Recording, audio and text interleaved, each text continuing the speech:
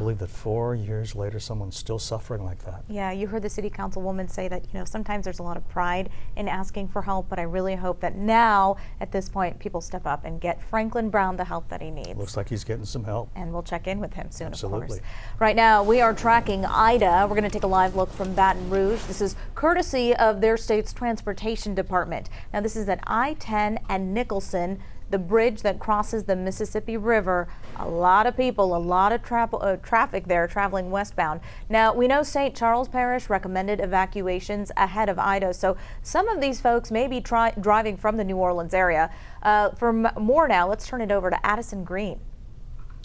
And Rika, Ron, we can see that right here we have that satellite imagery for Hurricane Ida, looking a little more characteristic of a strong and strengthening system. Now we have it as a Category 1 hurricane with winds of 80 miles per hour, but it's no longer looking shrimp like we were showing you yesterday. It's looking a little more circular, showing that we have that more closed circulation starting to develop, indicating it is going to be getting stronger. And then once it gets its way past Cuba and goes into the open waters of the Gulf of Mexico, it's kind of like an open buffet right there. You have all that warm water, you have no land to interact with, and you could be on a straight shot right in towards the coastal areas of the North Gulf Coast, precisely right there in Louisiana.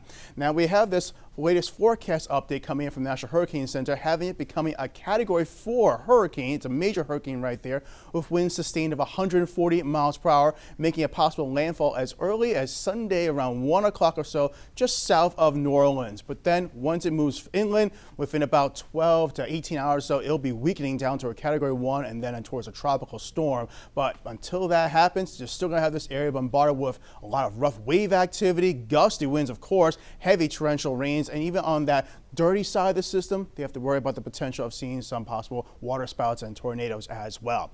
One of the reasons why we have that chance for seeing explosive development is because those sea surface temperatures are very warm, around 90 degrees on average in this area highlighted right here. So we can certainly see that system jump up to a Category 4. I would not be surprised if it goes a little bit higher than that, maybe an upper Category 4 as we make our way in towards that potential landfall. Now the rainfall coming on down will certainly be plentiful, on average about 5 to 7 inches just to the east of that track, which puts it right over the city of New Orleans as well as those other metro areas in that vicinity. And then as the system weakens over time, it brings all that tropical moisture further inland.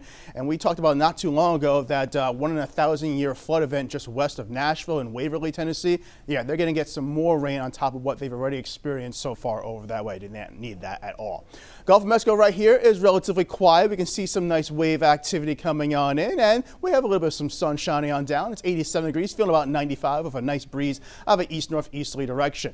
But as we go through this weekend, even though we'll have Ida pushing away from our area, we'll still have some rough wave activity. So there will be some beach concerns for all of our coastal facing beaches right there, with some dangerous rip currents being the predominant concern. So if you're heading down to Galveston, for instance, for the weekend, soak up some sun, only go swimming where a lifeguard is around.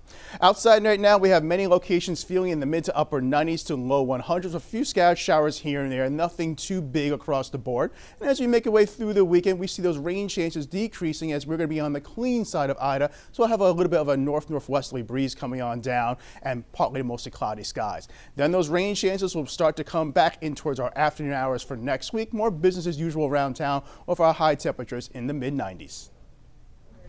All right, thank you, Addison. And Cheetah Craft and Tim Pandages will be bringing you team coverage on Ida Sunday morning. That'll be on H-Town Rush from 6:30 a.m. to 8 a.m. on KHOU 11. And then Sunday evening, David Paul and our Addison Green will have team coverage. Catch our special at 5:30 on Quest TV. That's channel 55. You can also watch on our digital platforms and tune in for the news at 10 o'clock right here on KHOU 11.